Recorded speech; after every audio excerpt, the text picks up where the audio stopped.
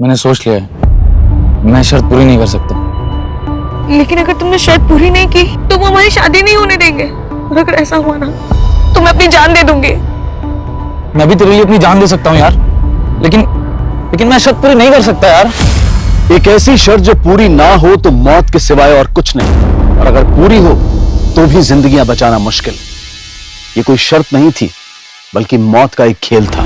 ये साल 2019 का एक दिल दहला देने वाला केस था, जिस साल को विदा देकर अब हम साल 2020 में आ चुके हैं। लेकिन गुजरा हुआ साल 2019 जब शुरू हुआ था तो उसके आगमन के साथ साथ कुछ ऐसी वारदातें सामने आई थी जिनमें कुछ जिंदगियों के लिए वो साल आखिरी साबित हुआ था, और इन सब की वजह बनी थी वो शर्त।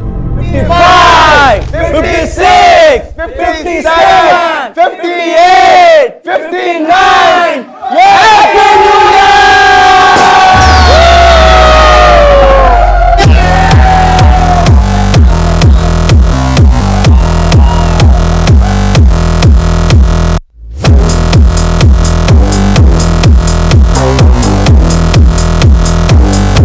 अच्छा गाइस, एक सेकंड। मैं आप सबको वापस से नए साल की बहुत बहुत बधाई देते हुए आप सबसे यहां से जाने की इजाजत चाहूंगा। लेकिन गाइस, ये पार्टी यहां खत्म नहीं होती है। अब ये पार्टी मेरी तरफ से मेरी वाइफ मालिनी होस्ट करेंगी। मेरी 3:30 बजे की फ्लाइट है, मैं चलता हूं। लेकिन गाइस, आप सब लोग खूब एंजॉय कीजिएगा। Happy new year guys! Happy new year! Bye bye bye! Happy journey Rahul!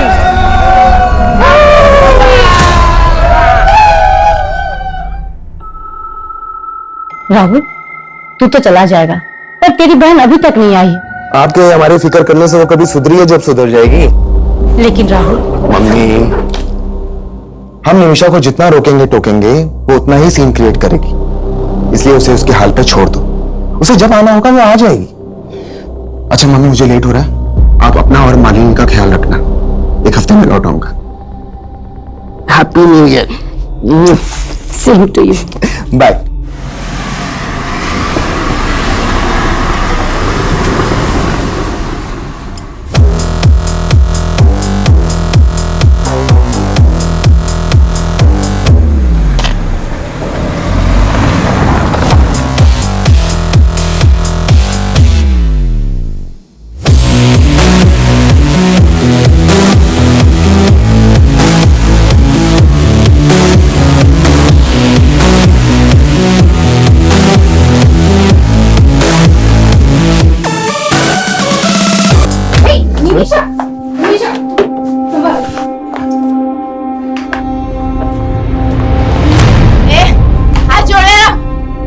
तेरी हिम्मत कैसे मुझे छूने की?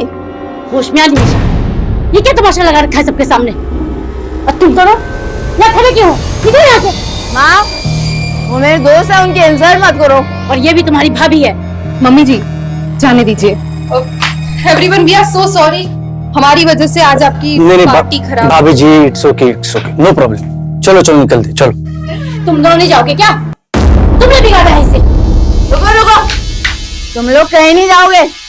हम यही पार्टी करेंगे इन लोगों की आंखों के सामने।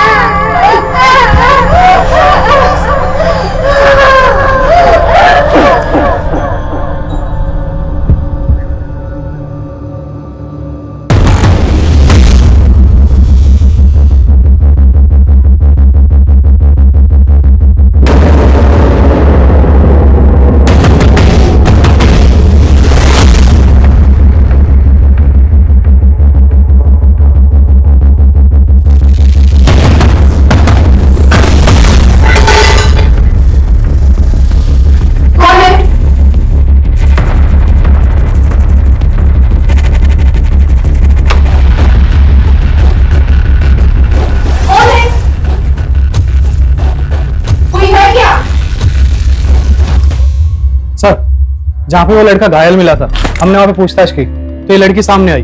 ये उस लड़के को जानती है। साहब, साहिल है वो। कहाँ है? मुझे उससे मिलना है। अभी बेहोश है लेकिन जल्दी होश में आ जाएगा। वैसे तुम क्या लगती हो उसकी? मैं दोस्त हूँ उसकी। कितने टाइम से जानती हो उसको? कुछ महीनों से ही जानती हूँ। और रहता कहाँ है वो? उस्मानपुर में, लेकिन मुझे पता नहीं मालूम, उसने कभी बताया नहीं। साहब एक बार देख लो उसे। ठीक।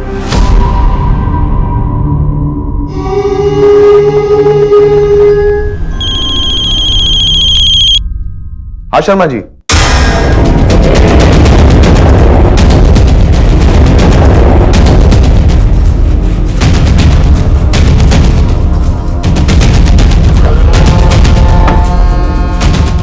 पीछे रही।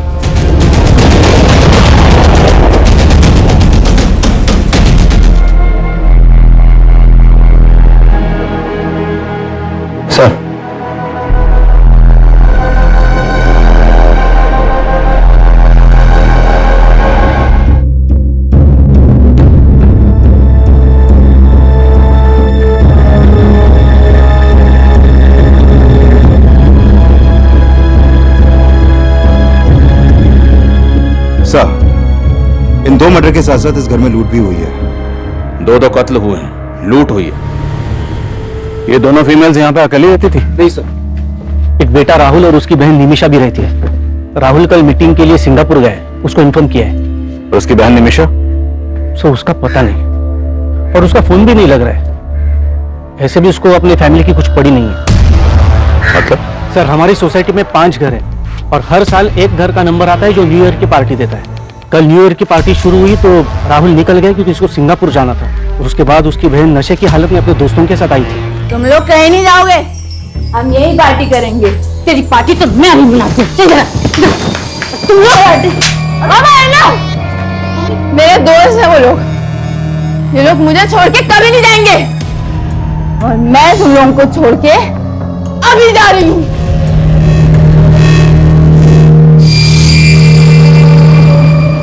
निमिषा के साथ उसके दोस्त कौन थे? सर मैं तो नहीं जानता हूँ उन्हें। राहुल और निमिषा का फोन नंबर है आपके पास? जी सर, पूरी सोसाइटी में कहीं पे भी सीसीटीवी कैमरा नहीं है, और सर यहाँ का गार्ड भी गायब है।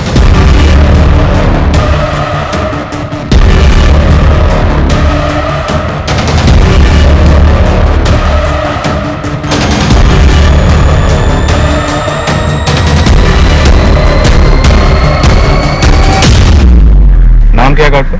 Jaydev Mishra, ASA security agency से हायर किया है। सर एक दिन उसका राहुल से बहुत बड़ा झगड़ा भी हुआ था। कैसा झगड़ा? राहुल की वाइफ मालिनी को लेकर झगड़ा हुआ था। मालिनी के साथ बदतमीजी कहाँ से गए? छोड़ूंगा नहीं। तो गार्ड को निकाला क्यों नहीं उसी वक्त? सर उसने माफी मांगी तो उसको फिलहाल नोटिस पीरियड पे रखा हुआ था।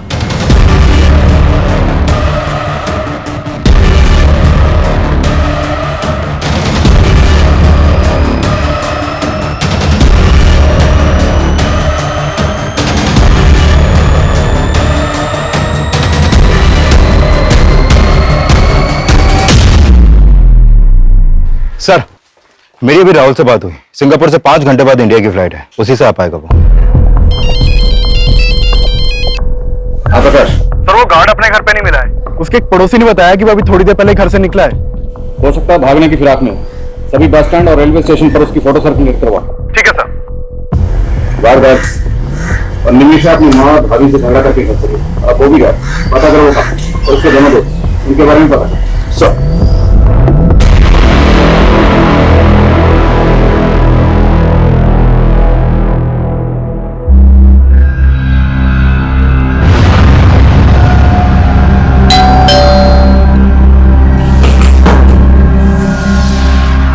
हेलो सर, आपका रेगुलर कोर्स है।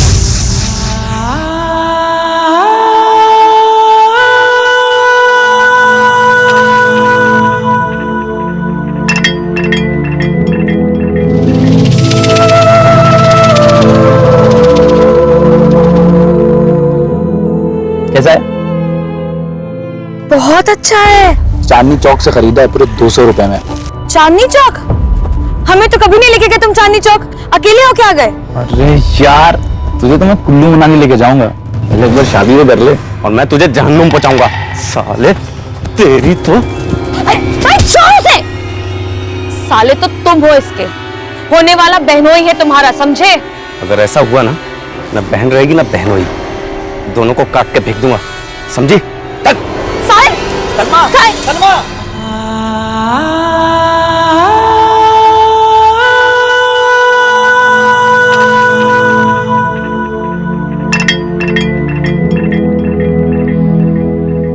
मैं जानती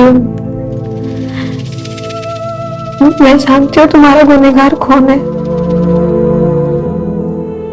लेकिन मैं कुछ नहीं कर सकती। मैं मजबूर हूँ, मैं कुछ नहीं कर सकती। मुझे माफ कर देना साहिल।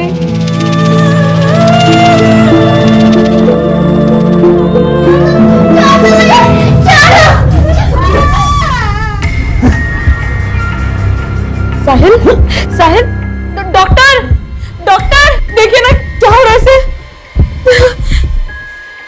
बात की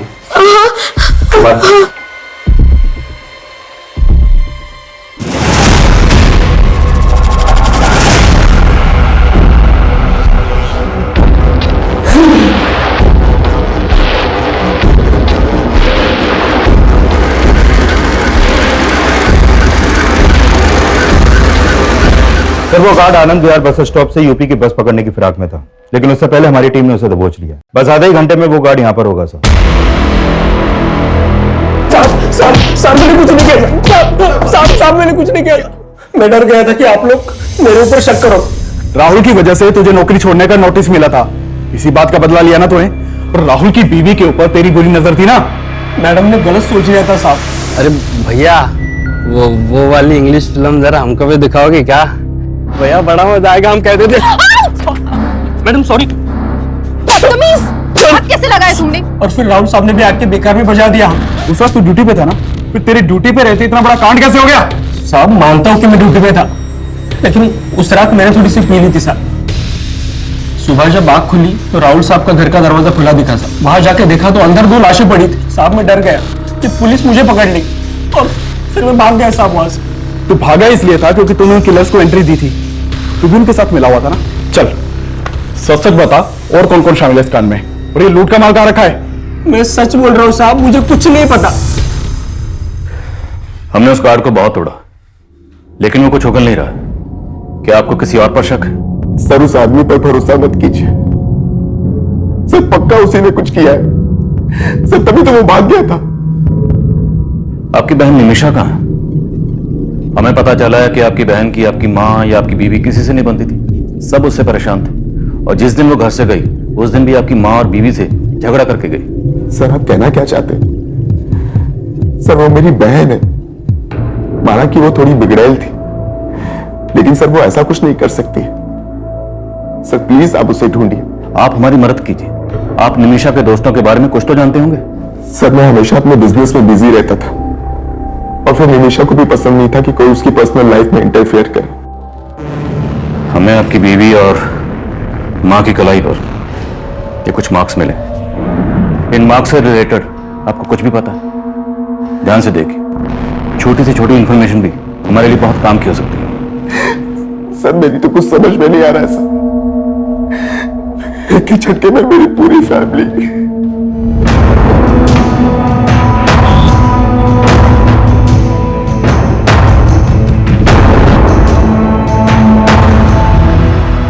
पोस्टमार्टम करने वाले डॉक्टर्स का कहना है कि जिस चाकू से मालिनी और सरिता के गले रेते गए और कोई कातिल कत्ल करने के बाद इन औरतों की कलाई पर ये एक्स के मार्क क्यों बनाएगा? सर किलर का मकसद सिर्फ लूट और मर्डर ही नहीं लगता।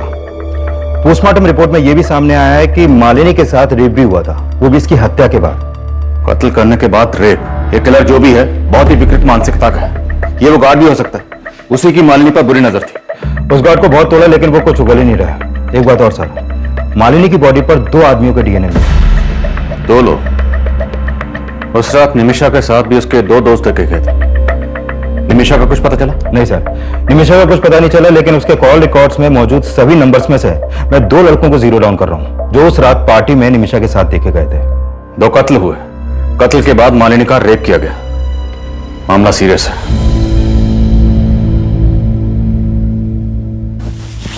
क्या है यार, जब देखो तब कपड़े उतारने के चक्कर में लगे रहते हो। तुम्हें दिखता हूँ ना तो अपनी भावनाओं पे कंट्रोल ही नहीं कर पाता। ये भावना अपने तक रखो, वरना कोई और भावना ढूंढ लो अपनी हवस पूरी करने के लिए। सुनो, सिद्धिका रुको ना। टाइम नहीं है मेरे पास, पापा वेट कर रहे हैं घर पर। सुनो सिद्धिका, सुनो ना।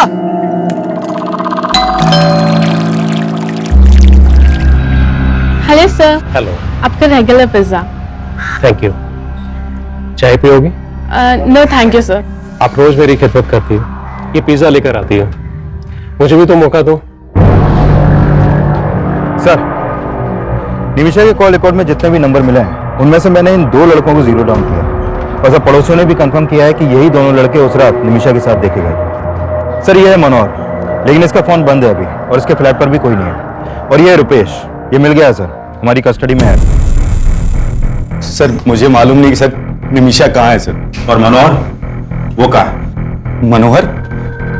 कौन मनोहर सर? तो जो मनोहर को ही घर लेकर गई थी ना निमिषा, कहाँ है मनोहर? निमिषा उसे मनु बुलाती थी सर, मुझे मालूम भी नहीं कि उसका नाम मनोहर है सर। निमिषा मनु का दोस्त है, इसके अलावा मुझे उसके बारे में कुछ मालूम नहीं सर। तो फिर उस रात निमिषा को कहाँ लेकर गए थे तुम दोनों? वो हमें लेके गई थी सर, मैं तो बस उसके साथ था।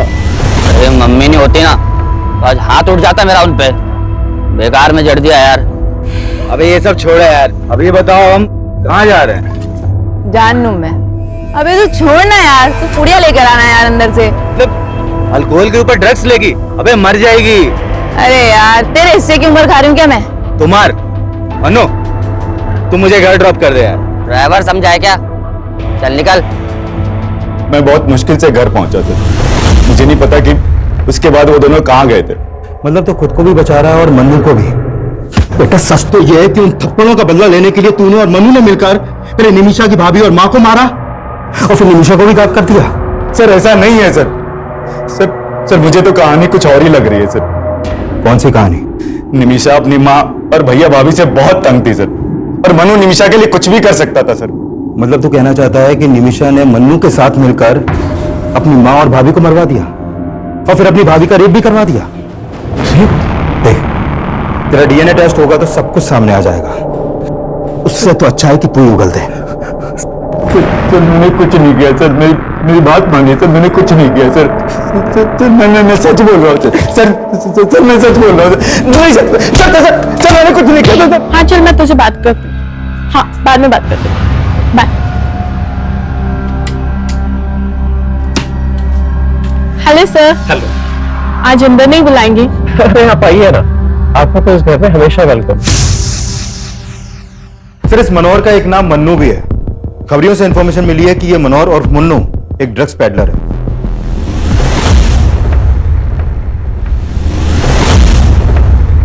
मैंने अपने खबरियों को मन्नू का ठिकाना पता करने के लिए लगवा दिया है और ड्रग्स डीलिंग से जुड़े केसेस के जितने भी हिस्ट्री शीटर्स हैं उन सबको भी उठवा रहा हूं मैं।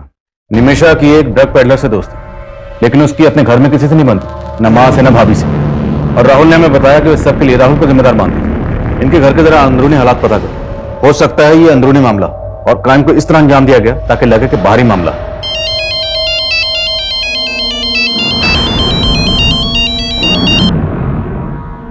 यहां इतना कुछ हो गया और तुम ये सब, प्लीज मुझे फोन करना बंद करो।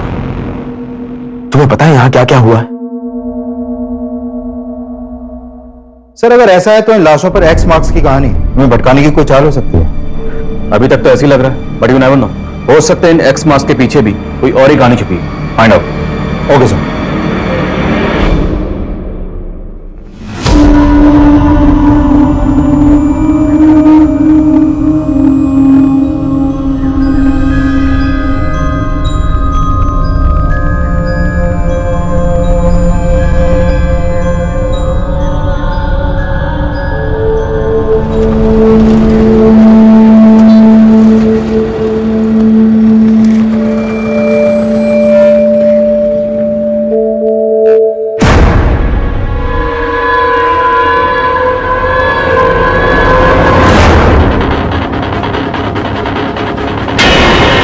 ये केस जितना आसान नजर आ रहा था, असल में उतना ही उलझा हुआ था।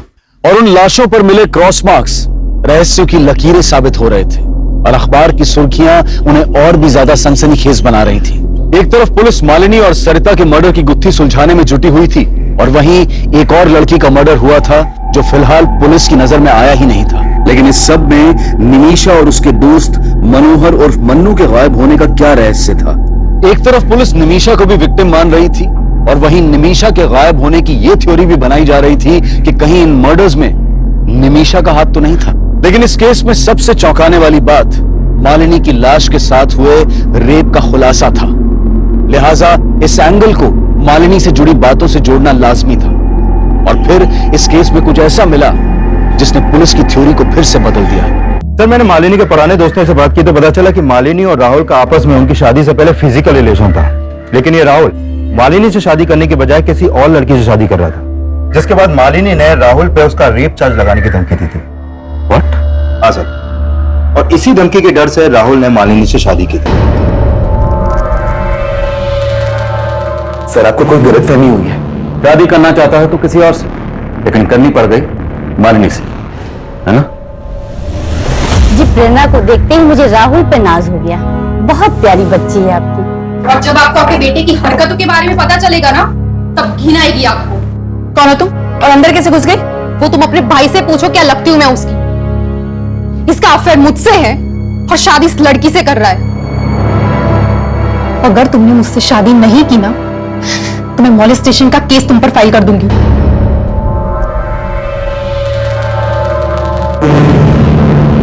जो भी हुआ, लेकिन सर अब मैं मालिनी को अपनी बीवी स्वीकार कर चुका था। और तेरी गर्लफ्रेंड प्रेरणा, उससे तब भी टच में हो ना? झूठ मत बोल, रिकॉर्ड्स हैं हमारे पास। राहुल, मुझे तुमसे मिलना है। प्लीज प्लीज देखो, मना मत करना। यहाँ इतना कुछ हो गया और तुम ये सब। प्लान बड़ा अच्छा था तुम्हारा। उस रात सिंगापुर चला गया और यहाँ पर मर्डर की सुपारी दे गया। वो लूटपाट, एक्स का निशान, वो सब तेरा ही दिमाग था, हमें भटकाने के लिए। अपनी बीवी से इतनी नफरत कि उसकी लाश के साथ रेप करवाया तुमने। बस कीजिए सर, मैं इतना गिरा हुआ इंसान नहीं हूं। अपनी मां को क्यों मरवाऊंगा मैं? तेरी बहन गायब है। आप लोग असली गुनहगार को तो पकड़ नहीं पा रहे, तो मुझ पर ऐसे आरोप लगाने लगे। ठीक, तुम जा सकते। इस पर इसकी गर्लफ्रेंड प्रेरणा, नजर रखो दोनों। सर, कंट्रोल रूम से फोन आया था। बुद्धा गार्डन के पास एक लड़की की लाश मिली है।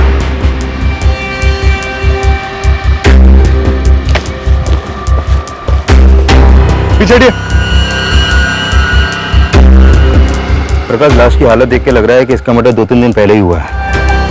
5 एक्स मार्क्स। तो क्राइम सीन पे इस लड़की की पहचान की कोई लीड नहीं मिली है। और ये देखिए सर, इस लड़की के हाथों पर भी वैसे ही एक्स मार्क्स हैं जो मालिनी और उसके साथ सरिता जी के हाथों पर थे। सर, उस डबल मर्डर और एक्स मार्क्स की खबरें अखबारों में बहुत छप रही हैं। तो हो सकता है कि किसी ने उन मर्डर्स का मोडस ऑपरेंडी इस्तेमाल करके इस लड़की को मारा हो। गौर करने वाली बात यह है कि इस लड़की की कलाई पर 5, मालिनी के हाथ पर 1 और मालिनी के साथ सरिता जी के हाथ पर 2 एक्स के निशान। तो हो सकता है इस लड़की के कत्ल का इन दोनों मर्डर से कोई न कोई ताल्लुक हो, या निमिषा और मन्नू से। और ये दोनों ही गायब हैं सर। कोई ना कोई रास्ता है।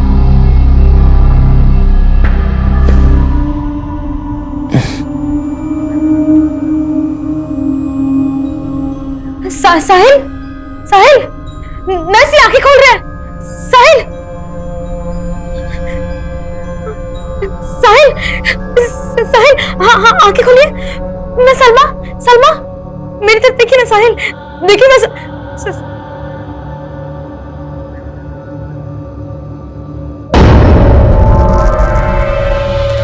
हमारा रिश्ता किसी गलतफहमी की वजह से नहीं टूटा था। मालिनी ने जो कहा था वो एक सच था, और जब मैं उससे झूठ बोलकर तुम्हें मनाने की कोशिश कर रहा था तो तुमने नहीं माना। देखो राहुल, मैं पुरानी बातें दोहराना नहीं चाहती। तुम एक होने के बाद भी तुम्हारी कमी हमेशा महसूस की है मैंने। और अब जो तुम कर रही हो वो मुझे सही नहीं लग रहा। क्या कहना चाहते हो तुम? क्या कर रही हूँ मैं? ये मन्नू ड्रग पेडलर, कब तक ढूंढते रहेंगे उसे? अभी तक कोई लीड क्यों नहीं मिली? सर, हमने जिन ड्रग पेडलर्स को उठाया था उनके पास से मन्नू के 2 नंबर मिले थे, लेकिन सर दोनों नंबर बंद आ रहे हैं। तो क्या करें? हाथ पे हाथ रख के इंतजार करें कि वो अपना नंबर कब ऑन करेगा? 24 घंटे का वक्त है। 24 घंटे के अंदर अंदर ये मन्नू मुझे यहां चाहिए। Sir, coming sir. कहाँ? तो जिस लड़की की लाश हमें जंगल में मिली थी उसकी पहचान पता चल गई है। उस लड़की का नाम सिद्धिका है। इस सिद्धिका का मालिनी या उसकी सास सरिता से कोई कनेक्शन? नहीं सर, ऐसा तो कोई कनेक्शन नहीं मिला। इवन सिद्धिका के फादर तो राहुल की फैमिली में से किसी को जानते तक नहीं है। लेकिन हाँ सर, सिद्धिका के एक बॉयफ्रेंड का पता चला है। इसका नाम है कौशल। और सर, साकेत पुलिस से पता चला है कि सिद्धिका का फोन जिस एरिया में बंद हुआ था, उस एरिया में इस कौशल का फोन भी अक्सर एक्टिव रहता था। साहिल, बताओ कौन था वो? किसने तुम्हें जान से मारने की कोशिश की थी?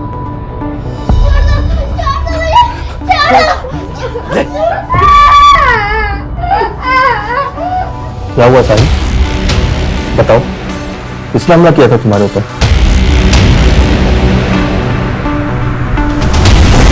मैंने किसी को नहीं मारा सर। तिवारी, सर, मैं तो सिद्धिका से बहुत प्यार करता था, मैं उसको क्यों मारूंगा? जहां पर सिद्धिका की लाश मिली वहीं पर तू उससे मिलता था। और जिस दिन जिस एरिया में सिद्धिका का मर्डर हुआ, उस दिन उसी एरिया में तेरा फोन भी एक्टिव था। वो उस दिन मुझसे मिलने वाली थी, मैं वहां गया तो वो वहां पे नहीं थी और उसका फोन भी बंद आ रहा था। सर, सच बता रहा हूं, मुझे कुछ पता नहीं उसके साथ क्या हुआ है। सर नहीं मारा मैंने किसी को।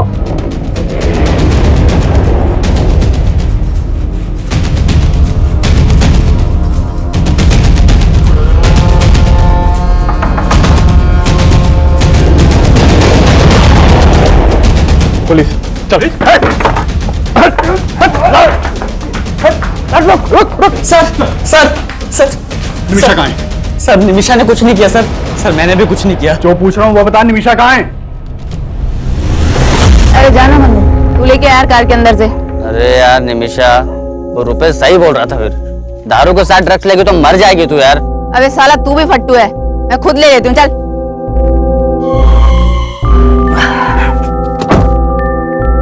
निमिषा, ए निमिषा, निमिषा,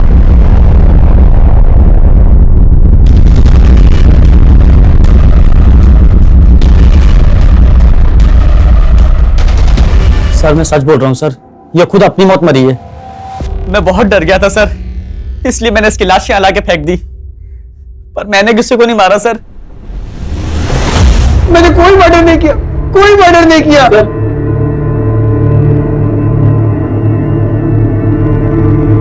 तेरा बाप आया तेरी जमानत लेकर, अभी तो छोड़ रहा हूं, लेकिन पता चला कि तूने कुछ किया है तो बचेगा नहीं तू।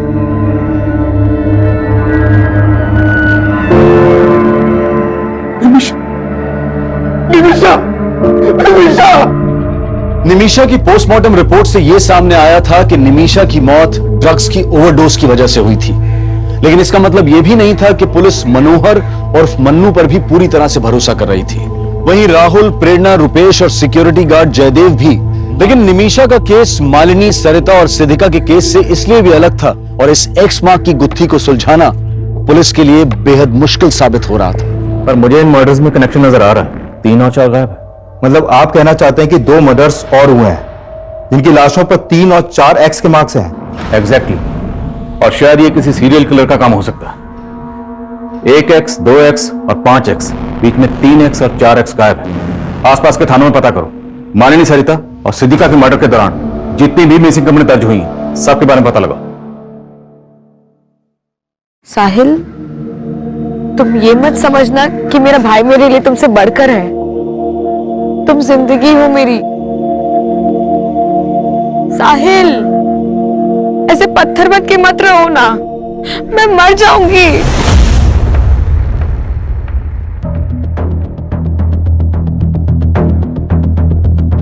जय सर। लेकिन अभी भी इन तीनों केसेस की कड़ियां आपस में ठीक से मिल नहीं रही हैं। सिद्धिका, सरिता और मालिनी के बीच में हमें कोई कनेक्शन नहीं मिला, लेकिन इन तीनों वारदातों के बीच में कोई ना कोई कनेक्शन जरूर है। और वो कनेक्शन क्या है, इसका हमें पता लगाना है।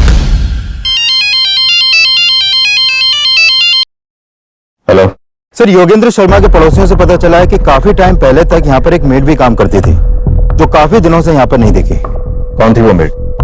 और उसका इस कत्ल से क्या ताल्लुक? सर, उस मेड के बारे में तो यहाँ पर ज्यादा लोग नहीं जानते, लेकिन एक कॉमन बात का पता चला है। हाँ सर, योगेंद्र जी मेरे दूर के कजिन थे। आपके दूर के कजिन का कत्ल भी ठीक उसी वक्त हुआ जिस वक्त आपकी पड़ोसन ये इत्तेफाक हमें कुछ समझ में नहीं आया। सर, मुझे भी कुछ समझ में नहीं आ रहा। योगेंद्र भैया से महीनों पहले बात हुई थी मेरी। क्या बात हुई थी? उन्हें एक मेड की जरूरत थी। मैंने अपनी मेड से कहा कि एक टाइम उनके यहाँ भी काम कर लिया करे। आपकी मेड? वो तो काफी दिनों से छुट्टी पे गई हुई है। नाम क्या आपकी मेड का? सलमा। दिखने में तो बहुत सीधी सादी लगती थी। रहती कहाँ? उस्मानपुर में कहीं। एक दिन यहाँ काम मांगने के लिए आई थी तो हमने उसे रख लिया था। उस्मानपुर में एग्जैक्टली कहाँ? सर वो तो पता नहीं। आपको उसका एड्रेस नहीं पता और आपने बिना पुलिस वेरिफिकेशन के उसको अपने यहाँ काम पे रख लिया? फोटो है? शायद मेरे मोबाइल में हो सकता है। देखिए फोटो। सर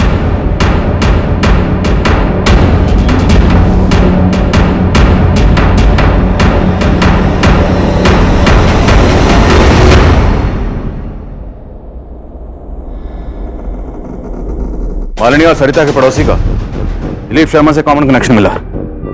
हो सकता है सिद्धिका से भी इस मेड सलमा का कोई कनेक्शन हो। योगेंद्र ने हमें बताया था कि सलमा उस्मानपुर में कहीं रहती। हिमांशु, पूरा इलाका छानवार और ढूंढ निकाले सलमा। एक के बाद एक जिस तरह से ये लाशों पर एक्स के निशान बढ़ते जा रहे हैं तो मुमकिन है अभी और मर्डर्स हो और उनकी कलाई पर ये एक्स के निशान 6, 7 या 8 भी हो सकते हैं। लेकिन हमें उन्हें रोकना है। हमें किसी भी सूरत में इस क्राइम को होने से रोकना है। Is that clear? Yes sir. Police ऐसी हत्याओं को रोकने की कोशिश में भी जुटी थी और सलमा की तलाश में भी कोई कसर नहीं छोड़ रही थी। साल 2019 की 1 जनवरी से लेकर अब तक पूरे 28 दिन गुजर चुके थे और पुलिस को 28 जनवरी 2019 को एक अहम लीड मिली। सर तकरीबन 10 दिन पहले 18 जनवरी की रात बाईपास रोड के पास वाले जंगल में हमें एक साहिल नाम का लड़का घायल अवस्था में मिला था सर। और सर ये लड़की सलमा उसकी दोस्त थी जो हॉस्पिटल में उससे मिलने आया करती थी। सर साहब साहिल है वो, कहाँ है? मुझे उससे मिलना है। आप कहाँ है लड़के? सर 3 दिन पहले ये लड़की उस लड़के को हॉस्पिटल से डिस्चार्ज करा के ले गई थी। कहाँ ले गए? सर उसने एड्रेस लिखवाया था लेकिन जब हमने चेक किया तो एड्रेस गलत निकला सर। और वो लड़का, उसको क्या हुआ था? सर उसके ऊपर जानलेवा हमला हुआ था। जब उसे होश आया तो हमने उसका बयान भी लिया था। मैं तो जा रहा था सर, किसी ने पीछे से चाकू घोंप दिया सर। उसके बाद क्या हुआ मुझे नहीं पता सर। लेकिन लड़के ने किसी के ऊपर शक नहीं जताया सर। उस लड़के की बॉडी पर या कहीं भी इस तरह का कोई मार्क्स था? नहीं सर, हमें तो मामला लूट का ही लग रहा था क्योंकि उसका पर्स और मोबाइल दोनों गायब थे सर। इसलिए तुमने उनको जाने दी? एक आम लड़की ने गलत एड्रेस लिखवाया और चकमा देके निकल गई and you call yourself A policeman. इतनी लापरवाही कैसे कर सकते? कुछ आइडिया आपको?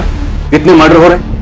31 दिसंबर की रात को रोहिणी में 2 मर्डर हुए, फिर 6 जनवरी को केशवपुर में 2 मर्डर हुए, 14 जनवरी को एक लड़का एक लड़की का मर्डर हुआ और 18 जनवरी को तुम्हें एक लड़का मिला जिस पर चाकू से जानलेवा हमला हुआ। और 20 दिसंबर से मैं सलमा को ढूंढ रही हूं। कब से? 20 दिसंबर से। Today is what? 28। 8 दिन बाद तुम हमारे पास आए। Sorry sir. Thank you. Photo ली आपने उस लड़के की? जी सर।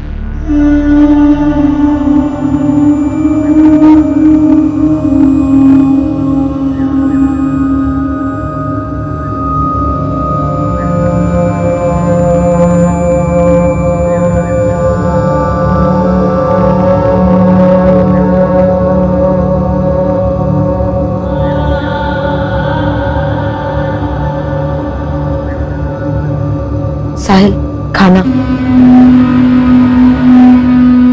साहिल अभी भी गुड़िया के बारे में सोच रहे हो? साहिल उसके बारे में सोचना बंद करो वरना घुटते रह जाओगे। सर 18 जनवरी की रात को वो लड़का बाईपास रोड के पास एक जंगल में मिला था और मैंने चेक किया कि 18 जनवरी की रात को नरेला में भी एक वारदात हुई थी। नरेला पुलिस से उस केस की अपडेट ली है सर मैंने। सर ये बच्ची है गुड़िया, नरेला में अपने पेरेंट्स के साथ रहती थी। 18 जनवरी की रात को इनके घर में लूट की कोशिश हुई थी जिसमें इस बच्ची का मर्डर हो गया। इस बच्ची का गला भी उसी तरह रेता गया जैसे मर्डर केसेस अपने एरिया में सामने आए हैं सर। क्या इस बच्ची की कलाई पर भी एक्स का मार्क बनाया गया था? नहीं सर, इसकी कलाई पर कोई भी एक्स मार्क नहीं मिला, लेकिन इस मर्डर का मोडस ऑपरेंडी सेम है। इस बच्ची की फैमिली से मिलो, शायद कोई लीड मिल जाए। Okay sir.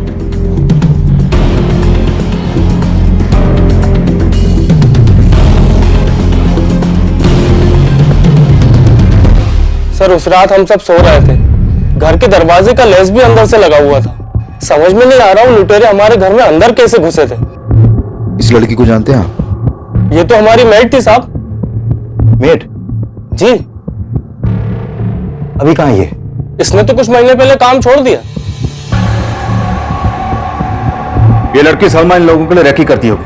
ये पक्का कोई ऑर्गेनाइज्ड गैंग है। और इस लड़के साहिल की फोटो सर्कुलेट करो, जितनी जल्दी हो सके ढूंढो इन दोनों को। चलो।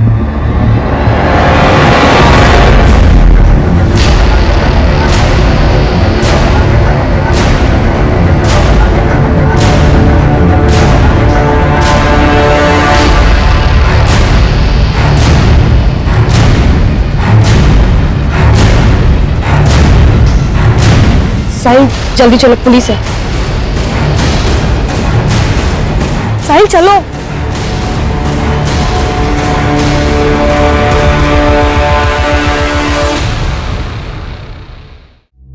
दर्द हो रहा है? बोलो, वरना ऐसी चोटें देंगे कि जिंदगी भर याद रखोगे। समझे? शुरू हो जाओ। कौन? सर 4 कत्ल के बाद उस 5वीं लड़की का कत्ल करते हुए मैं नहीं कांपा, क्योंकि उस 5वीं लड़की को मारकर मैंने सलमा की बेइज्जती का बदला लिया। उस लड़की ने सलमा की बेइज्जती की थी सर। एक चोर! रुक रुक रुक! साहिल, साहिल क्या हुआ? तू रोक क्यों रही है? उस लड़की ने मुझे थप्पड़ मारा और बहुत कुछ सुनाया। मैंने बस उसका पर्स लिया था, उसी पे वो भड़क पड़ी। चल। और फिर सलमा ने गुड़िया के घर को अपना टारगेट बनाया था, जहां मुझे आखिरी कत्ल करना था। सर मैंने नहीं सोचा था कि वहां मुझे उस बच्चे को मारना पड़ेगा।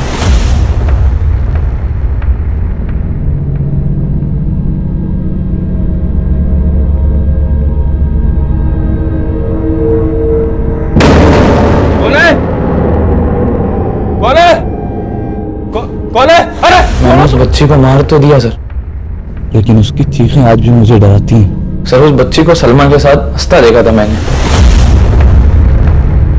मालूम नहीं था कि उस बच्ची को भी मैं... सर अगर गुड़िया मेरी पहली शिकार होती तो मैं कभी दूसरी हत्या ना कर पाता। अरे मर गया लगता है ये।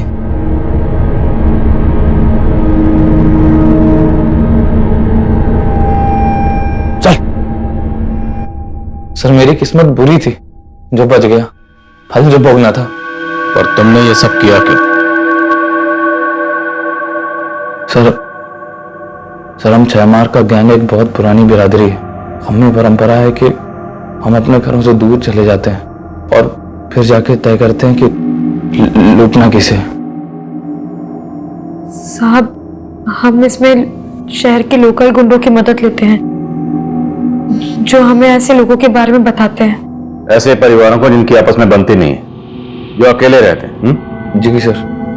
फिर सलमा वहां काम मांगने के लिए जाती है या फिर किसी ना किसी बहाने से वहां का मुआयना कर लेती है। और फिर तुम वहां जाकर मारकाट मचाते हो और तुम दोनों अपनी झोलियां भरकर निकल जाते हो वहां से। सर ये सब मैं पैसों के लिए नहीं कर रहा था सर, वही मजबूरी थी सर। शर्त पूरी करनी थी। कैसी शर्त बे?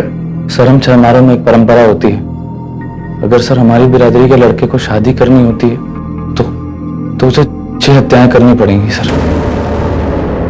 मैं और सलमा एक दूसरे से बहुत प्यार करते हैं। हम दोनों एक दूसरे से शादी करना चाहते थे सर। हम लोग नई जिंदगी जीना चाहते हैं, इस अपराध से दूर जाना चाहते थे। और सर जब मैंने सलमा के अब्बा से ये बात की तो उन्होंने यही शर्त रखी। हमारे छोरे को सलमा पसंद है, शादी के बाद वो उसे खुश रखेगा। सलमा से शादी करनी है तो इसे 6 कत्ल करने होंगे। मतलब अगर शादी करनी है तो उससे पहले 6 हत्याएं करनी पड़ेंगी। लेकिन सर मैं सब करना नहीं चाहता था सर अगर मैं ऐसा नहीं करता तो वो हमारी शादी नहीं होने देते, और सर अगर हम भागते तो वो हमें मार देते। इसलिए सर हम हार गए। अपने प्यार को हासिल करने के लिए तुमने हत्याएं करने की सोची, यही तेरी हार थी। हाँ सर हार गया मैं, सही कह रहे हैं। लोगों को मारकर अपने प्यार को हासिल करने की सोच रहा था, हार गया सर मैं। अपने प्यार से, अपनी जिंदगी से हार गया मैं सर। साहिल और सलमा को अपने किए पर जो भी पछतावा हो, लेकिन उनके गुनाहों की कोई माफी नहीं है। और उनके बयान के आधार पर पुलिस ने अलग अलग राज्यों से 6 मार गैंग से जुड़े कई अपराधियों को गिरफ्तार किया है। हमारे देश में तरह तरह की विचित्र प्रथाओं का मिलना कोई नई बात नहीं है, लेकिन 6 मार गैंग से जुड़ी यह हत्याओं की प्रथा सन्न कर देने वाली थी।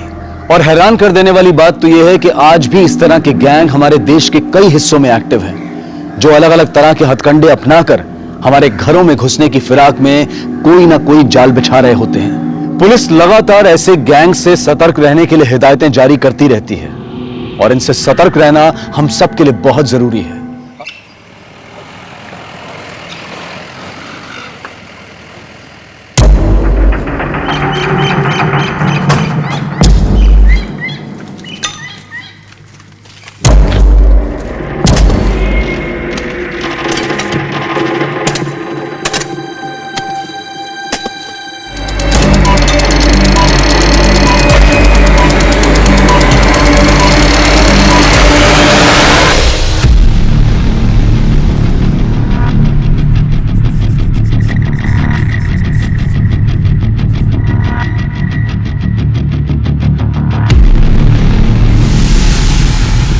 नमस्कार, आदाब। मैं अनूप सोनी क्राइम पेट्रोल सतर्क के ब्लैक हेडलाइंस अध्याय के आज के एपिसोड में आप सबका स्वागत करता हूं। कहते हैं कि समय हर घाव को भर देता है, लेकिन कुछ घाव ऐसे होते हैं जो भर तो जाते हैं लेकिन हमेशा के लिए एक दर्द छोड़ जाते हैं। आज के ब्लैक हेडलाइंस अध्याय के केस में भी कुछ ऐसा ही हुआ था।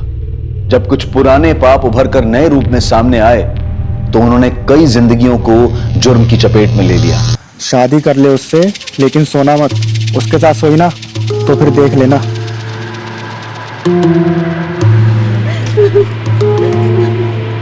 बाबा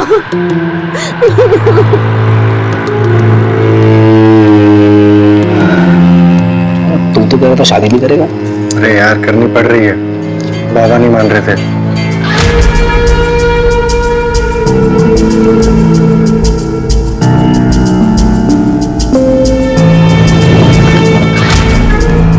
आओ सुन भाई, ये है तुम्हारा घर। आज गोकुल की माँ होती तो करती सारे रीति रिवाज। मैं तो स्वागत ही कर सकता हूँ।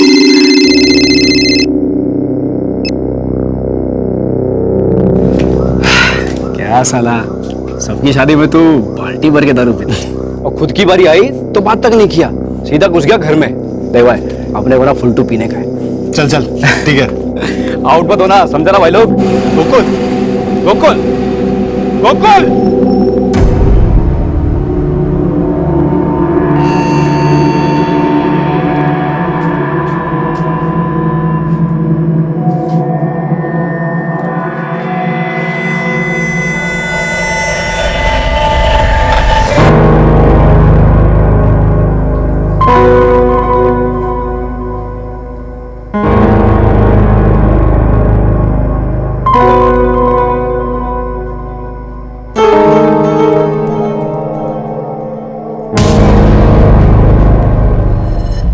अब आज क्या हुआ है?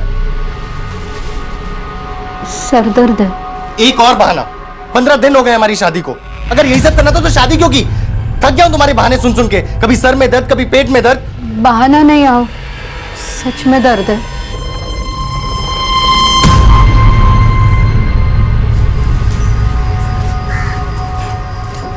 आओ चाह।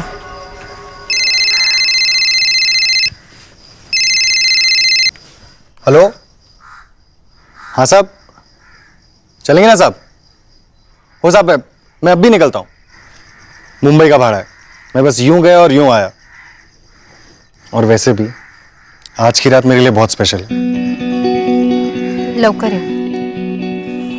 कहाँ जा रहे हैं? मुंबई जा रहा हूँ बाबा। अच्छा, सीधे जा और सीधे आ, दोस्तों के साथ बैठने होने कहीं। और कितने बजे तक आएगा? 11 बजे तक लौट आऊंगा बाबा।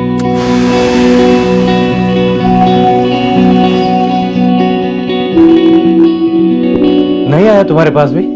ठीक है, अगर वो आया या उसका फोन है तो मुझे फोन करके बता देना। उमेश कह रहा है उसके घर पे भी नहीं आया। कहाँ का भाड़ा लेकर गया था? साहब बोल के गया था कि मुंबई का भाड़ा है, रात को 11 बजे तक लौट आएगा। कल सुबह से गया साहब, अब तक नहीं आया। आप गोकुल की फोटो दीजिए, उसकी गाड़ी का नंबर भी हम पता करते हैं। जी। ये किशोरी और चंद्रकांत ने गोकुल को ढूंढने में कोई कसर नहीं छोड़ी। वो रोज इस आस में पुलिस स्टेशन के चक्कर लगाते कि शायद उन्हें गोकुल की कोई खबर मिल जाए, लेकिन हर बार उनके हाथ निराशा ही लगती। गोकुल की कोई जानकारी मिली? वही कह रहे थे, अभी तो कुछ पता नहीं चला।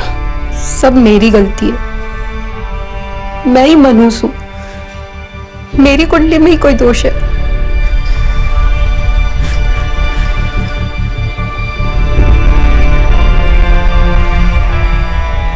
समय बीतता गया, लेकिन लाख कोशिशों के बावजूद गोकुल का कुछ पता नहीं चला। ना ही गोकुल की टैक्सी मिली और ना ही उसका कोई नामो निशान। गोकुल की पहचान समय की रेत में ढक कर रह गई और उसकी फाइल भी पुलिस स्टेशन में नए केसेस के नीचे दब गई।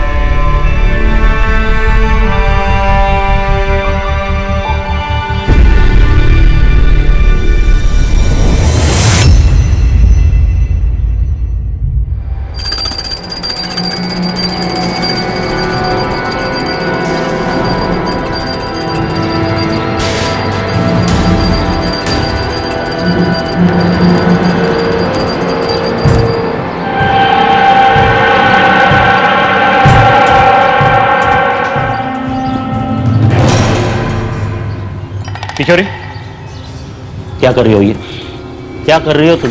कितनी बार समझाया मैंने तुम्हें कि रोहन को खुद का काम खुद करने दो। स्पेशल स्कूल में दाखिला करवाया इसका मैंने, अच्छे डॉक्टरों के पास इलाज करवा रहा हूं कि ठीक हो जाए मेरा लड़का, लेकिन तुम होके उसे खुद से उभरने ही नहीं दे रही। देख, मेरा बेटा है, मेरा दिलीप महाजन का, वो खुद का काम खुद करेगा, खुद स्कूल में जाएगा, तैयार होगा, खुद अपने हाथ से दूध पिएगा। समझ तो ना तुला? हाँ बोल। हाँ ठीक है, चल ठीक है, ठेव। वो वाघमारे को बोल के रेती का ट्रक छुड़ाने के लिए बोलो। साइड पे काम अटका हुआ है।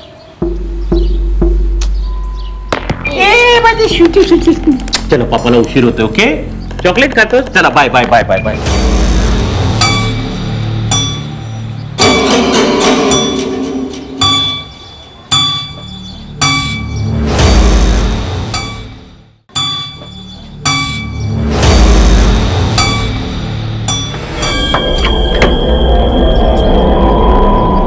अबे सुनील, तू? चंदर, कैसा रे? अरे पर तू था किधर? इतने सालों के बाद दिखाए? मुंबई में था यार, एक फैक्ट्री में, मोबाइल की फैक्ट्री में। पर अभी अपने को मुंबई में जमता नहीं, तो अपन इधर वापस आ गए। वो जो अपना औंध के पास एक नया मॉल खुला है ना, उधर अपना मोबाइल का शॉप डालेगा, इधर ही रहेगा। ये तो बहुत अच्छी बात है। वैसे अकेला है इधर, हम लोग के साथ नहीं लाया? शादी वीदी किया किधर है, अभी सोचता है करेगा। वैसे इधर सब ठीक है ना? कोई आया गया तो नहीं? आएगा कैसे, अपन इधर था ही नहीं।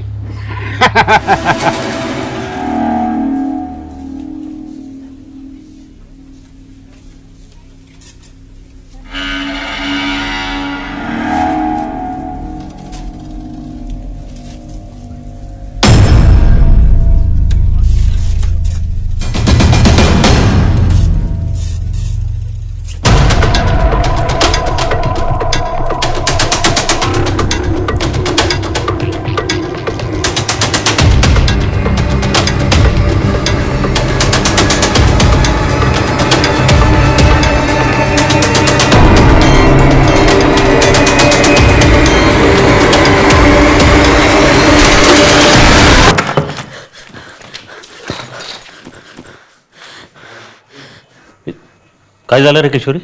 आज वो पीछा करते करते घर तक आ गया, अभी भी बाहर ही खड़ा है।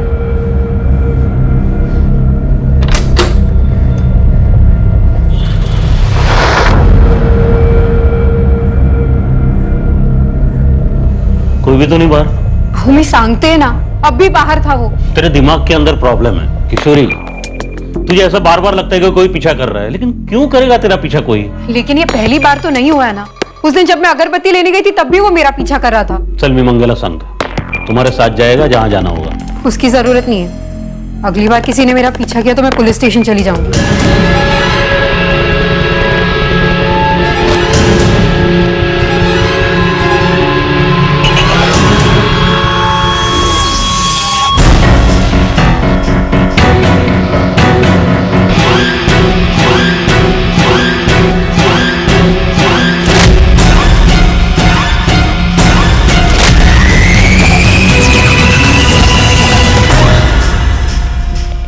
अक्सर देखा गया है कि जब भी हमारे जीवन में कोई अप्रत्याशित घटना होती है तो हमारे प्रियजन, हमारे आसपास के लोग उसे बहुत लाइटली लेते हैं। लेकिन कभी कभी इन घटनाओं में लापरवाही बरतना बहुत भारी पड़ जाता है और हम बेवजह किसी ऐसी बड़ी घटना का शिकार हो जाते हैं जो हमारी सोच से भी परे होती है।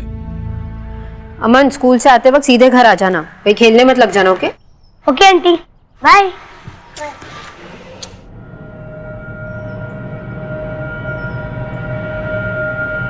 संगीता, हाँ ताई, मैं मार्केट होकर आ रही हूँ, माधुरी का ध्यान रखना, मतलब जरा वेळ लागे ना जी।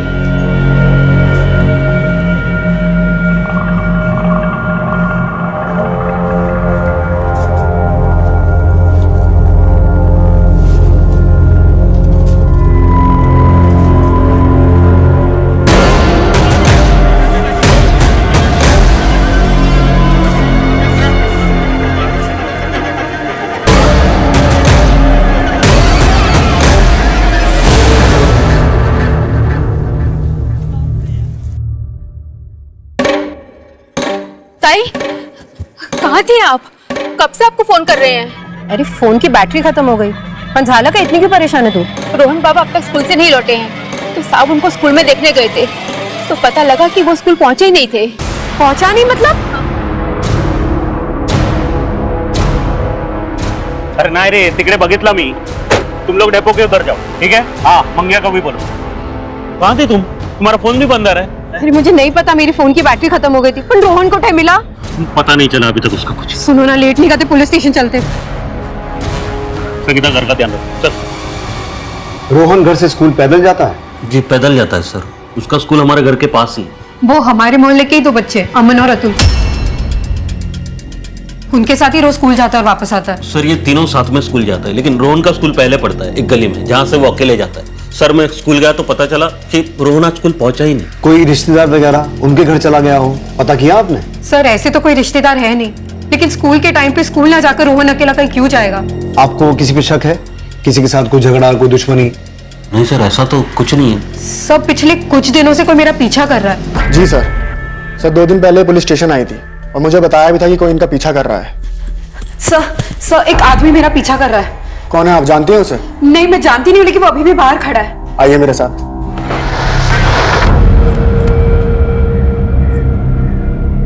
कोई भी तो नहीं है मैडम? अब भी यही खड़ा था वो। क्या हुआ?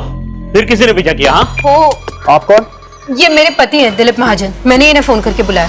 कौन पीछा कर रहा था? आपको चेहरा याद है? स्केच बनवा सकती हैं? मैंने कभी उसे ठीक से देखा नहीं, वो पूरी तरह सामने नहीं आता था। दिलीप जी, हाँ सर। आप काम क्या करते हैं? हाँ, मैं कॉन्ट्रैक्टर हूँ, सिविल। तो आपको किसी का फोन आया, आई मीन फिरौती के लिए? अभी तक तो नहीं सर। मेरा रोहन बहुत छोटा है सर, प्लीज उसे जल्दी ढूंढिए। आप फिक्र मत कीजिए, हम पूरी कोशिश करेंगे। आपको कोई भी इंफॉर्मेशन मिले हमें बताइए।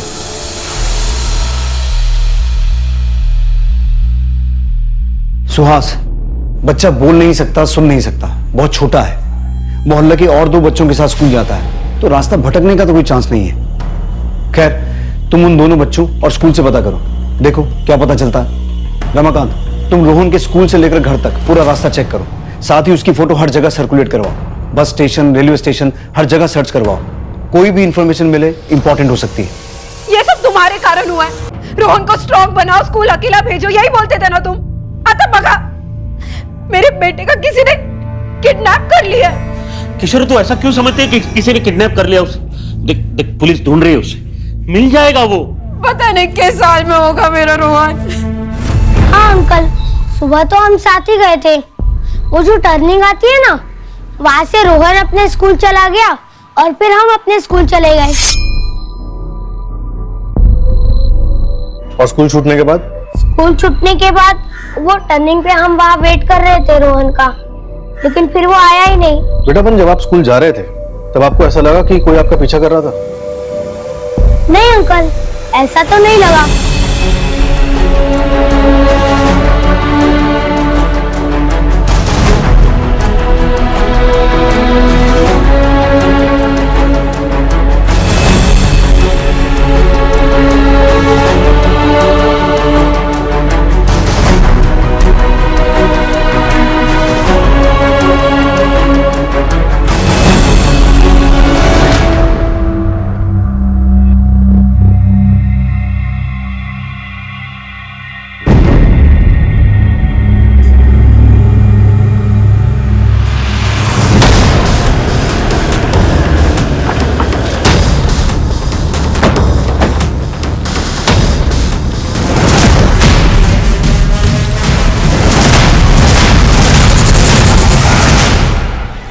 सुहास, बच्चे की बॉडी को पोस्टमार्टम के लिए भिजवाओ और इसके माँ बाप को हॉस्पिटल बुलाओ।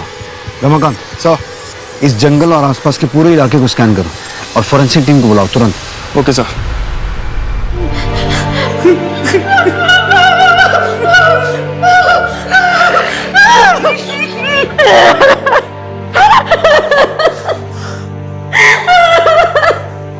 किशोर, ये उसी का काम है।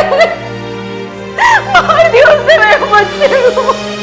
मैंने पहले भी कहा था, किसी ने नहीं सुनी।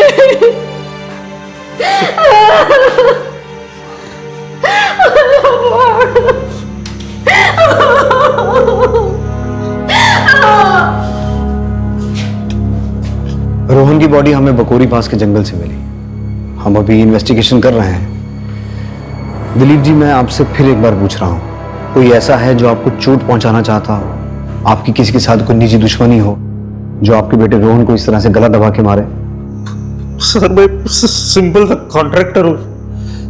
मेरी किसी से क्या दुश्मनी हो सकती है सर?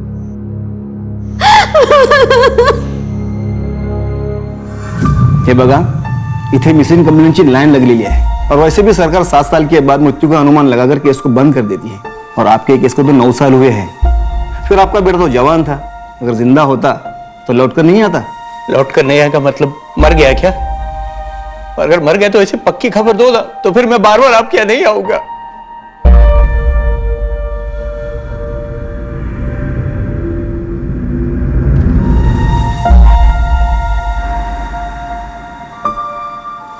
ग्यारह बजे तक लौट आऊंगा बाबा।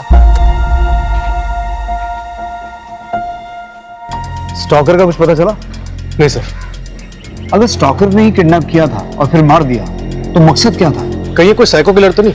क्योंकि फिरौती का भी कोई कॉल नहीं आया और क्योंकि बच्चा बोल नहीं सकता तो जाहिर सी बात है कि चिल्लाया भी नहीं होगा। क्या पता किलर रोहन के माँ बाप तक कोई मैसेज पहुंचाना चाहता हो। ये दिलीप और किशोरी, इनकी पूरी छानबीन करो। हो सकता है इनके इर्द गिर्द हमें कोई क्लू मिल जाए।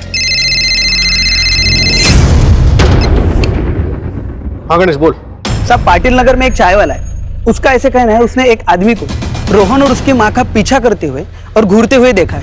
एक काम कर, इस चाय वाले को तुरंत थाने लेकर आ। बोल सुरेश, क्या देखा तुम? साहब, एक आदमी था जो मेरी दुकान पर चाय पीने के लिए आता था। ये फोटो जो दिखाई गणेश ने, ये लड़का और उसकी माँ को वो घूरता था और उन लोगों का पीछा करता था।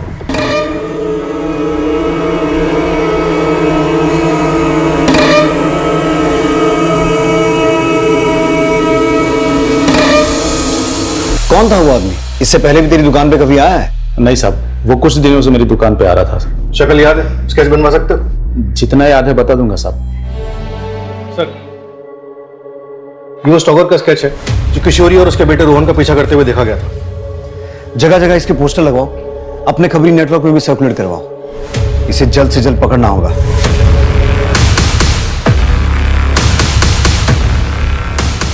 हाँ, कुछ ऐसा ही था वो आदमी जो मेरा पीछा करता था, पर इसने रोहन को क्यों? किशोरी जी, आपने तो इसे देखते ही पहचान लिया, लेकिन जब पिछली बार हमने आपसे स्टॉकर का चेहरा पहचानने की बात की थी तो आपने इनकार कर दिया था। सर, मैंने आपको पहले भी बोला था, ऐसे साफ साफ मुझे याद नहीं, क्योंकि वो कभी पूरी तरह सामने नहीं आता था। ये कौन है मैं इसे नहीं जानती।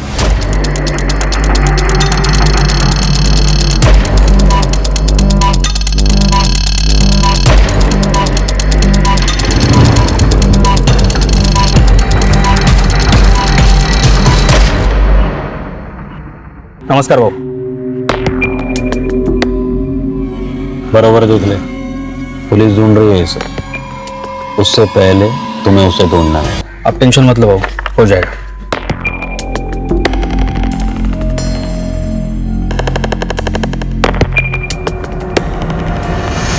सर, उस स्टॉकर का पता चल गया, लेकिन हैरानी की बात यह है कि उस पर हमला हुआ है और इस वक्त उसका इलाज सिटी हॉस्पिटल में चल रहा है।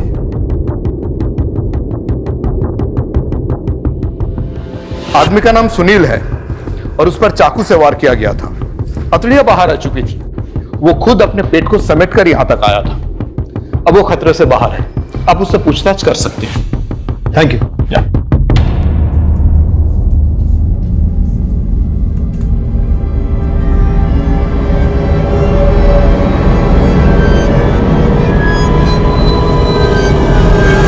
क्या नाम है तेरा? सुनील साहब। ये क्या हुआ, कैसे हुआ? अपन पैदल अपने घर वापस जा रहा था, तभी रास्ते में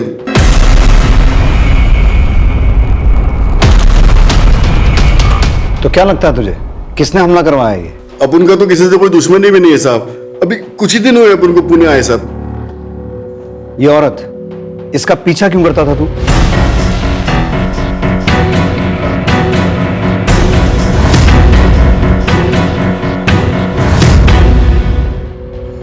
साहब, इस औरत का चेहरा अपन की रिश्तेदारी में एक औरत से मिलता है साहब, लेकिन 3-4 दिन पीछा करने के बाद अपन को लगा कि ये वो औरत नहीं है, तो अपन ने पीछा करना छोड़ दिया साहब। जब तुझे लगा कि तू इसे जानता है तो रोक के पूछना चाहिए था ना। अब साहब ऐसे कैसे रास्ते में किसी लेडीज से बात करता साहब? किसी लेडीज का पीछा कर सकता है लेकिन उसे रोक के पूछ नहीं सकता। और ये बच्चा, इसे जानता है? हाँ साहब, ये भी इसी औरत के साथ ही रहता था साहब। पर हुआ क्या है साहब? मर्डर। पहले इस बच्चे को किडनैप किया गया, फिर मारा गया, और तू इस बच्चे को और इसकी मां को फॉलो करता था। अब तेरे ऊपर अटैक हुआ है। क्या कनेक्शन क्या है? कोई कनेक्शन नहीं है साहब। अपन तो बस एक आध बार इस औरत का पीछा किया साहब, अपन तो इसको जानता भी नहीं। तू रहता कहाँ है? तेरी फैमिली में कौन कौन है? साईं मंदिर के पास दोसा गली में रहता है साहब। अभी 15 दिन पहले ही पुणे आया साहब। उसके पहले मुंबई में रहता था साहब, एक मोबाइल कंपनी में काम करता था। सर ये पक्का झूठ बोल रहा है। अगर इसने पीछा करना बंद कर दिया होता तो किशोरी महाजन कांस्टेबल रमाकांत के पास कंप्लेंट करने क्यों आती? सर, एक आदमी मेरा पीछा कर रहा है। कौन है, आप जानते हैं उसे? अभी तो ये सुनील जोशी हमारा प्राइम सस्पेक्ट है, क्योंकि इसे रोहन और उसकी मां किशोरी का पीछा करते हुए देखा गया था, लेकिन इसका मोटिव नजर नहीं आ रहा है। एक काम करो, एक कांस्टेबल तैनात करो इसकी निगरानी के लिए, और हॉस्पिटल वालों से कहो कि जब इसे डिस्चार्ज दें पहले हमें इन्फॉर्म करें। फिलहाल के लिए पुणे में जहां ये रहता है उसके आसपास और मुंबई से इसका बैकग्राउंड चेक करवा। सर मैंने किशोरी और दिलीप के घर काम करने वाली मेट संगीता से बात की। क्या कहा उसने? मेरा नाम तो नहीं आएगा ना, नहीं तो मेरा काम छूट जाएगा। संगीता तू टेंशन मत ले, जो जानती है सच बता दे, तुझे कुछ नहीं होगा। मेरे को तो लगता है कि दिलीप साहिब रोहन बाबा से प्यार ही नहीं करते थे। बार बार समझा ना कि उसे खुद का काम खुद करने दो। कौन सा पाप किया था कि मुझे ऐसा बेटा पैदा हुआ मेरे? मैं जहां भी जाता हूँ लोग बोलते दिलीप भाव को लड़का दिखो, बोल नहीं सकता, सुन नहीं सकता। अच्छा था पैदा होते ही मर जाता। मुझे अभी भी यही लगता है कि रोहन का कातिल दिलीप और किशोरी को कोई सबक सिखाना चाहता था। सर कहीं ऐसा तो नहीं कि दिलीप ने ही अपने बेटे रोहन की सुपारी सुनील को दी हो और काम खत्म होने के बाद सुनील को रास्ते से हटाने की कोशिश की ताकि कोई सबूत ना बचे? अभी किसी नतीजे पर नहीं पहुंचा जा सकता, सारे एंगल्स ओपन रखो। यह पता लगाओ कि सुनील जोशी और दिलीप महाजन का आपस में कोई कनेक्शन है क्या। तब तक मैं किशोरी से बात करता हूं। सब कौन सा बाप अपने बच्चे से उम्मीदें नहीं बांधता? वो रोहन को अपनी तरह काबिल बनाना चाहते थे, इसका मतलब ये थोड़ी ना कि वो अपने बच्चे को मार देंगे। देखिए मैं आपसे एक सीधा और सिंपल सवाल पूछ रहा हूं, क्या दिलीप सुनील पर जानलेवा हमला करवा सकते हैं? क्या रोहन की हत्या इससे जुड़ी है? आप लोग कुछ भी अनाप शनाप बोल रहे हैं। मेरा बेटा मुझसे छिन गया है, मेरी जिंदगी बेकार हो गई और आप लोग हमें ही परेशान कर रहे हैं, मेरे पति पर शक कर रहे हैं। देखिए किशोरी जी, हम आपको परेशान नहीं कर रहे हैं, आपके बेटे के कातिल को ढूंढने की कोशिश कर रहे हैं। इसलिए हमारे सवालों का सीधा सीधा जवाब दीजिए। क्या आपके पति दिलीप सुनील पर जानलेवा हमला करवा सकते हैं? क्या वो रोहन की हत्या करवा सकते हैं? कितनी बार कहूं, वो ऐसा कुछ नहीं कर सकते। वो बहुत अच्छे इंसान है। हाँ उनका गुस्सा तेज है, लेकिन मुझसे बेहतर उन्हें कोई नहीं जानता। अगर वो नहीं होते तो मैं आज जिंदा नहीं होती।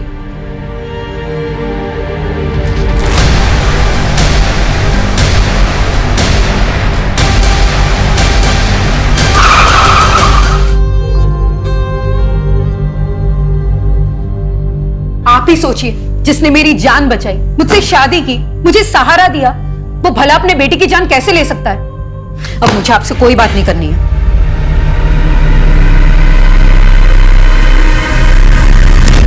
ही इज फिट नाउ, हम उसे डिस्चार्ज दे रहे हैं, आगे आप देख लीजिए। अभी के लिए तुझे जाने दे रहे हैं, लेकिन ये मत समझना हमारी नजर नहीं रहेगी तुझ पे। हमें बिना बताए तो शहर से बाहर नहीं जा सकता, और रोज थाने आना पड़ेगा तुझे हाजिरी देने के लिए, समझा? ठीक है साहब, अपन आ जाएगा रोज आपसे मिलने। अभी चलता है।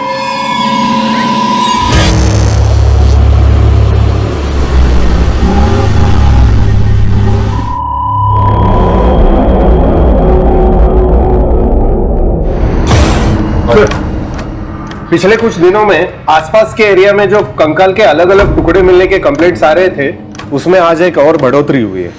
किसी गाड़ी के नीचे कंकाल का सर मिला है। अभी तक जितनी भी हड्डियां मिली हैं सबको एफएसएल लैब में टेस्टिंग के लिए भिजवाओ और रिपोर्ट मंगवाओ।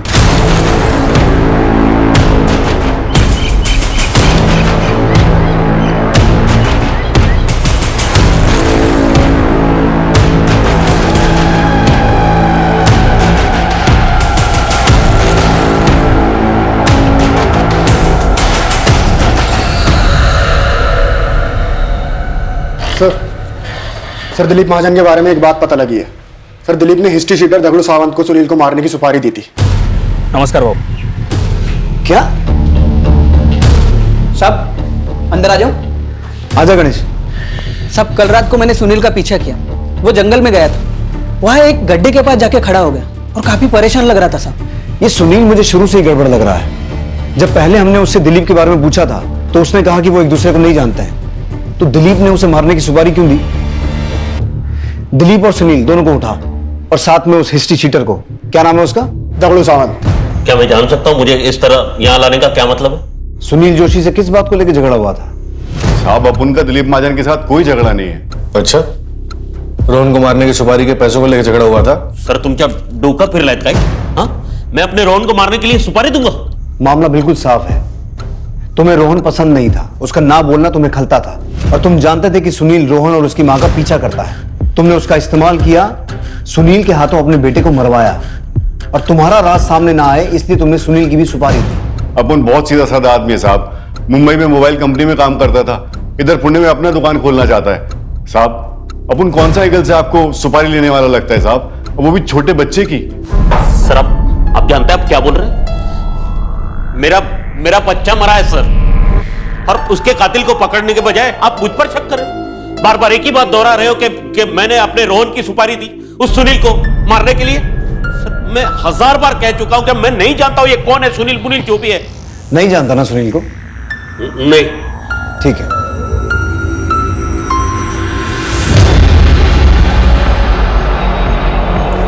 अब भी तू यही कहेगा कि तू सुनील को नहीं जानता?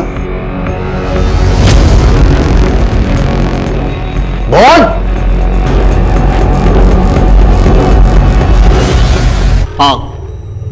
हाँ दी मैंने सुपारी, लेकिन उस साले की किस्मत अच्छी थी कि बच गया साला।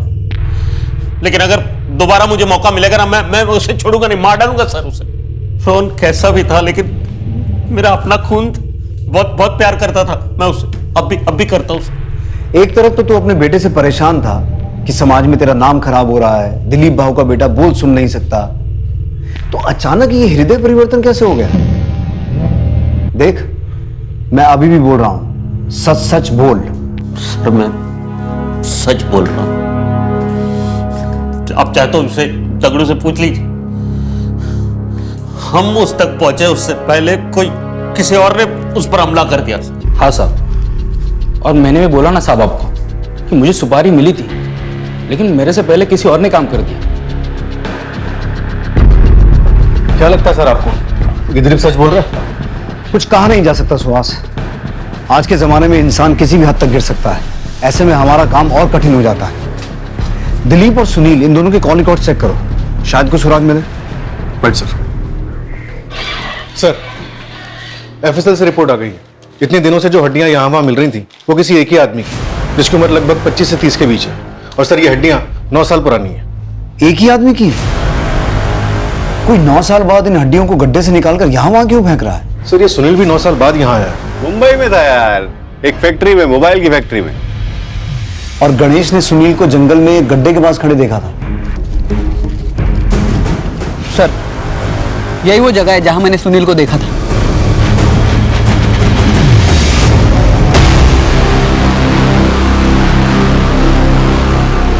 एक और हड्डी। सर 9 साल बाद इस तरह से हड्डियों को बाहर निकाला गया है, आखिर को करना क्या चाहता है? अपने राज को हमारे सामने आने से रोकना चाहता है। आसपास चेक करो। सुहास,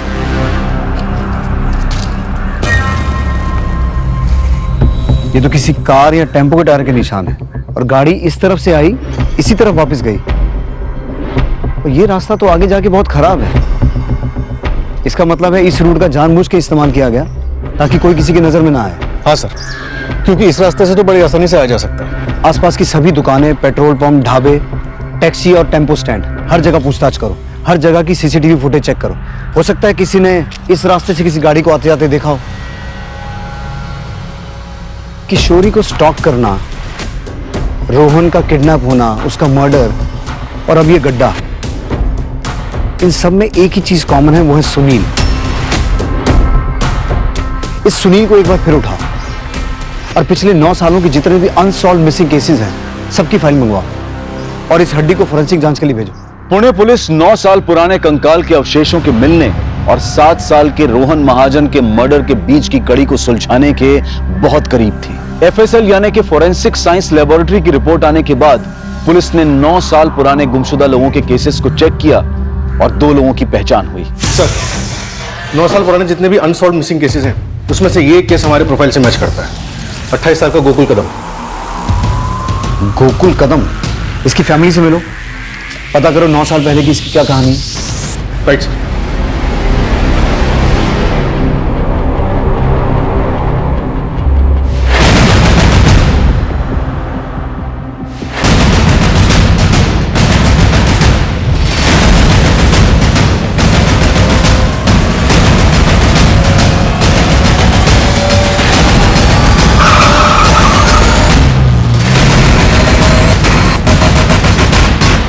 क्या?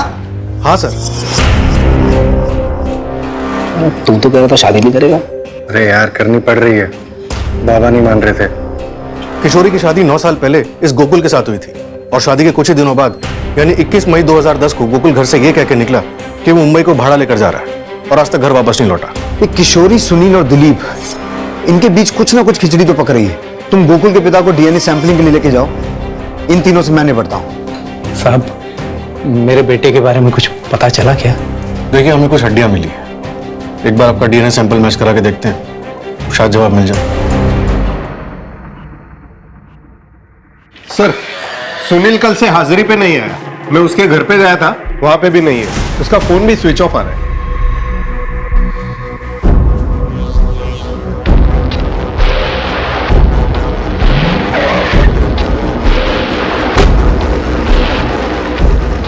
मेरे बेटे के कातिल का मिलना तो दूर, अब मेरी पत्नी भी गायब हो गई, फोन भी बंद आ रहा है उसका। क्या? कितने बजे निकली तुम्हारी पत्नी घर से? 2 बजे नहीं, 1 बजे। एक के बाद एक सारे हादसे तुम्हारे घर में क्यों हो रहे हैं? कहीं किशोरी को तुमने ही तो गायब नहीं किया है? मेरे बेटे के कातिल को ढूंढने के बजाय, मेरी पत्नी को ढूंढने के बजाय आप मुझे ही सवाल पे सवाल पूछे जा रहे हैं सर। वही बीवी जिसकी 9 साल पहले भी एक शादी हो चुकी थी और फिर एक दिन अचानक उसका पति गायब हो जाता है और फिर 1 साल के इंतजार के बाद तुम उसकी मांग में सिंदूर भर देते हो। तुमने क्यों शादी की उससे? क्या वजह थी? मुझे जो सही लगा वो किया मैं बताता हूं कि तुमने किशोरी से शादी क्यों की। तुम पहले से ही किशोरी को पसंद करते थे या शायद तुम दोनों एक दूसरे को पसंद करते थे। बस उसके पति को मार दिया और कर ली शादी। और अगर रोहन की बात करें तो वो बेचारा बोल सुन नहीं सकता था। तुम उस पर भी अपना गुस्सा उतारते थे, उसे दूसरे बच्चों के साथ कंपेयर करते थे और अपने इसी गुस्से की वजह से तुमने एक दिन उसे मार दिया। और जब ये बात किशोरी को पता चली तो तुमने किशोरी को भी गायब कर दिया, या उसे भी। मुझे मेरी बच्ची के पास जाना, छोटी है वो, मेरे बिना नहीं रह पाएगी। क्यों कर रहे हो ऐसा?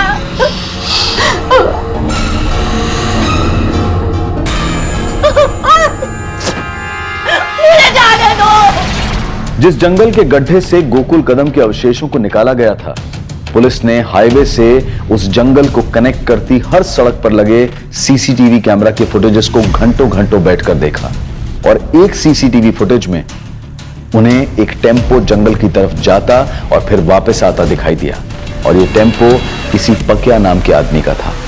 और मैं क्या, दाल चावल कैसा है?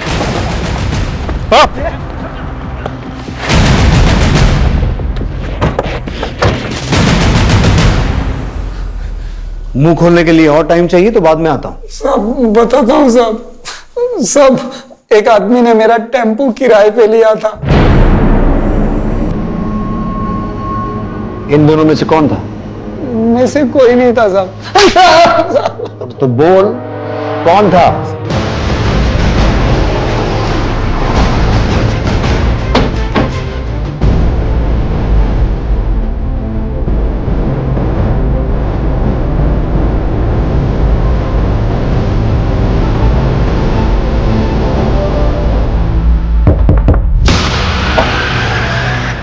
सर 2 दिन पहले पुलिस स्टेशन आई थी।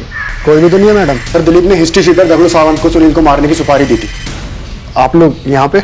हमें नहीं पता था हमारे बीच रहकर इतना बड़ा खेल खेलने वाला हमारा अपना ही आदमी है। सुहास, तलाशी लो घर की।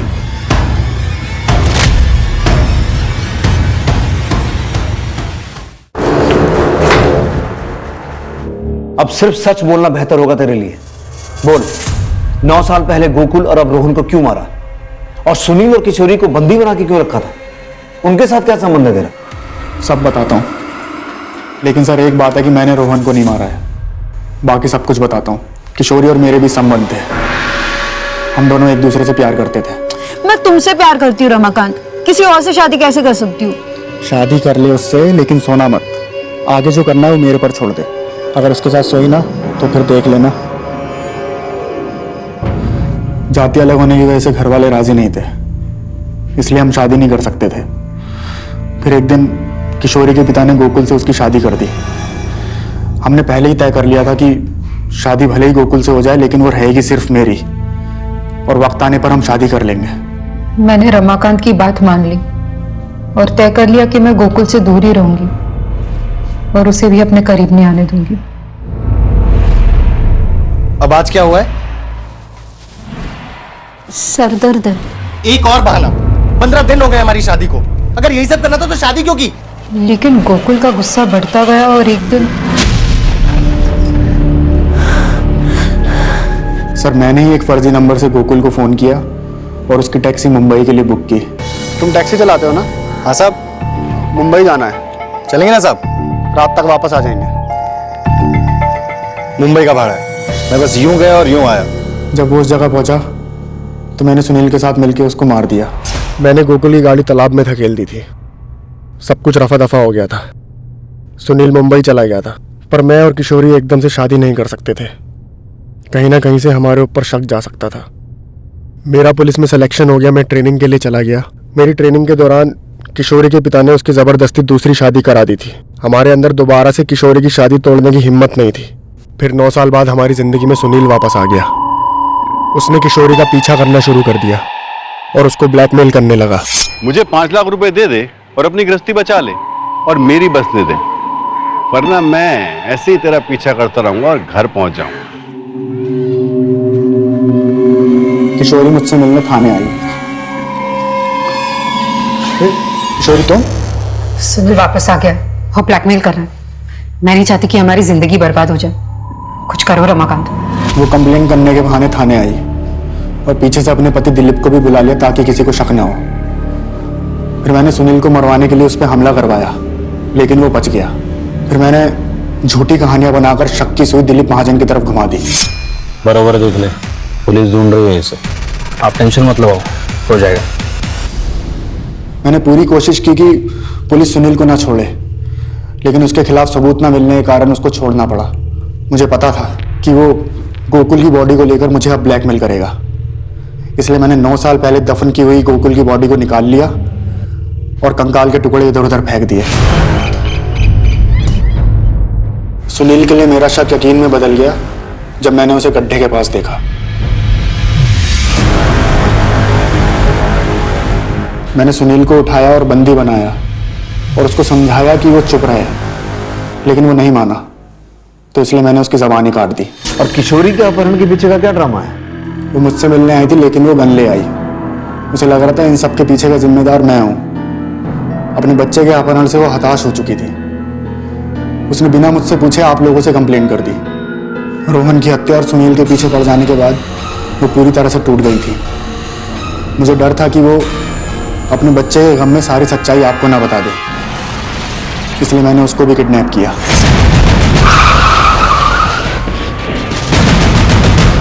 तूने सारा माहौल इस तरीके से तैयार किया कि हमारा शक दिलीप पे जाए और ये मामला हमेशा के लिए बंद हो जाए।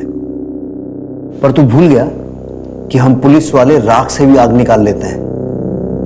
अगर इतना दिमाग ईमानदारी से पुलिस की नौकरी करने में लगाया होता ना, तो नौकरी और जिंदगी दोनों बच जाते। रोहन की हत्या का सच क्या है? तू और रमाकांत अब उनको बहुत हल्के में ले रहे थे ना?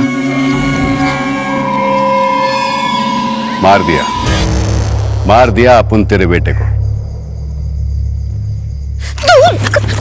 सुन, अभी भी अगर तुम लोग बाज नहीं आए ना तो अपन तो फंसेगा ही, लेकिन तेरी पोल भी खोल देगा। अभी अपन को 5 लाख नहीं 10 लाख चाहिए, वरना अपन तेरे पति को बता देगा कि तेरा एक कातिल के साथ चक्कर था और तूने ही अपने आशिक के हाथों अपने पहले पति को मरवाया। फिर जब मैंने ये बात रमाकांत को बताई तो उसने सुनील पर जानलेवा हमला किया। मैं नहीं जानती थी कि 9 साल पहले किया गुनाह मेरी जिंदगी में वापस आकर तबाही मचा देगा। जुर्म चाहे कितनी भी चालाकी से किया जाए, कितना भी छुपाया जाए, लेकिन एक ना एक दिन वो बाहर आ ही जाता है।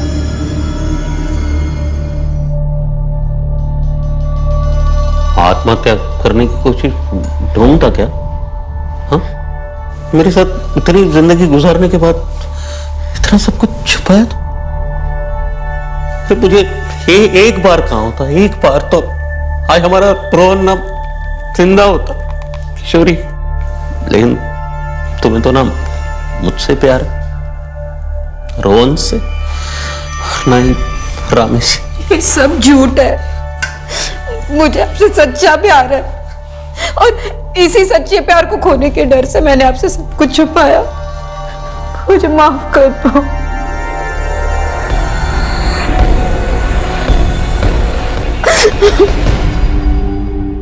अगर इंसान सही और गलत का फर्क समझ ले, भले और बुरे को जान ले, तो जुर्म का ख्याल आने से पहले ही उसके कदम पीछे हट जाते हैं। लेकिन जब इस सकारात्मक यानी कि पॉजिटिव सोच को कुचल दिया जाता है तो अपराध की दहलीज पार करते हुए समय नहीं लगता और फिर अपराध नए नए रूप में जन्म लेता है। किशोरी ने गोकुल से शादी तो कर ली लेकिन निभा नहीं पाई, उल्टा पीछा छुड़ाने के लिए अपराध के दलदल में फंस गई। वो चाहती तो अपने बनाए इस चक्रव्यूह से गोकुल को अपना कर खुद को आजाद कर सकती थी, लेकिन उसने आजादी के लिए अपराध का दामन थामा और अंजाम आप सबके सामने है। इसलिए सोचें, समझें और जीवन के हर मोड़ पर सही फैसला लें, ऐसा फैसला जो आपके जीवन चक्र को सुखद बनाए।